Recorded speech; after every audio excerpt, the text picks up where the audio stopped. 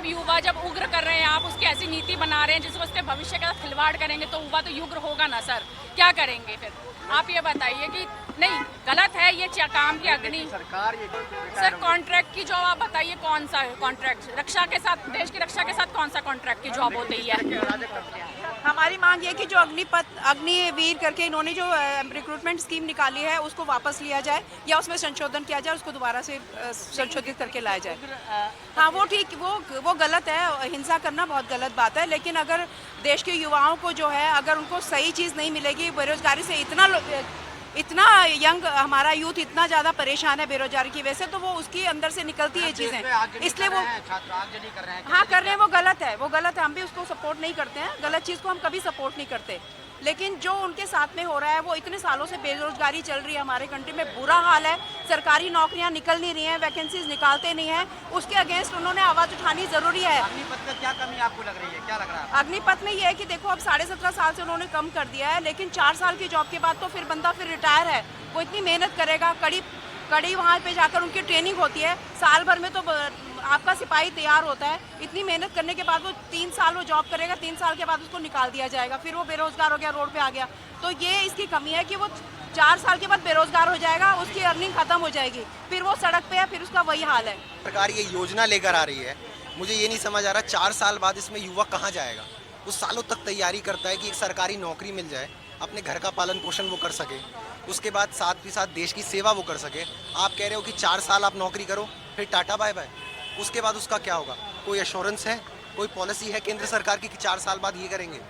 4 साल बाद आपने नौकरी करके उसे यूज़ एंड थ्रो कर दिया, अब वो किसी ना घर का ना घाट का, फिर दोबारा से वो अपनी तैयारी शुरू करेगा, तो ये तो गलत है। और ऊपर से अगर वो प्रोटेस्ट कर रहा है पीसफुल तरीके से, शांतिपूर्ण तरीके से वो प्रोटेस्ट कर रहा है दिल्ली में, तो आप क्या कर रहे हैं? आप लाठियां बरसा रहे हैं। लेकिन जो कल तस्वीरें आई हैं उग्र आंदोलन की, कैसे देखिए, अहिंसक आंदोलन का कोई समर्थक नहीं है। हो सकता है किसी अच्छे आंदोलन में भी कुछ 1-8% उग्र एलिमेंट घुस जाए, लेकिन इसका मतलब ये तो नहीं है उस आंदोलन की मंशा खराब हो गई है।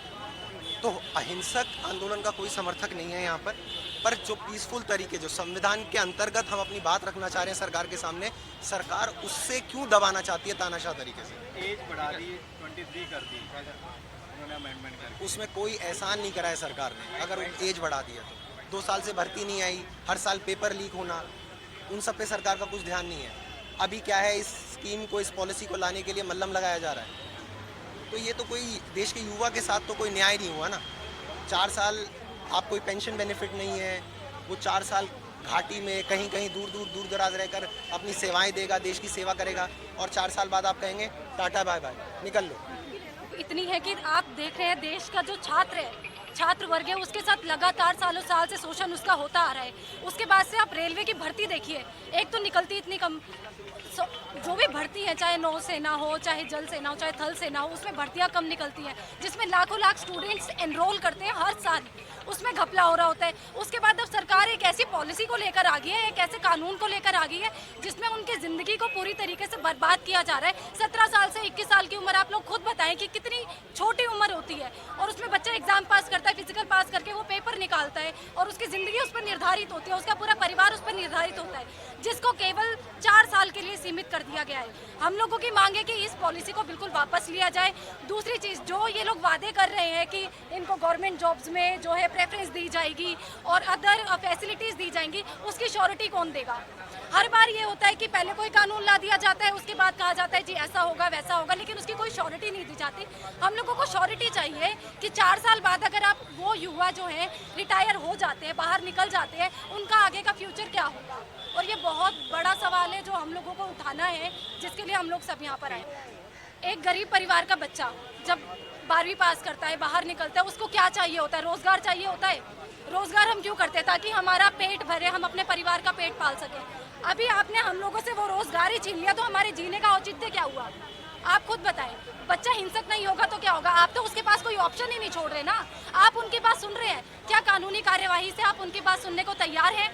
अगर आप बात करने को तैयार है तो डेफिनेटली हम लोग बात करने के लिए आएंगे, और कोई भी हिंसा नहीं चाहता, अपने देश की संपत्ति सबको प्यारी है, लेकिन ये सरकार बात करने को तैयार नहीं है। पहले इन्होंने फार्मर्स के साथ ऐसा किया, कभी ये हिंदू मुस्लिम का मुद्दा ले आते, और अब देश के छात्रों के साथ ये लोग इस तरीके का बर्ताव कर रहे हैं। तो हिंसा के अलावा कोई साधन रह ही नहीं जाता कि सरकार तक हम लोग अपनी बात पहुंचा सके। मैं इसको इतना का अधिकार नहीं है, जबरदस्ती हमको डिटेन किया जा रहा है। यहाँ पे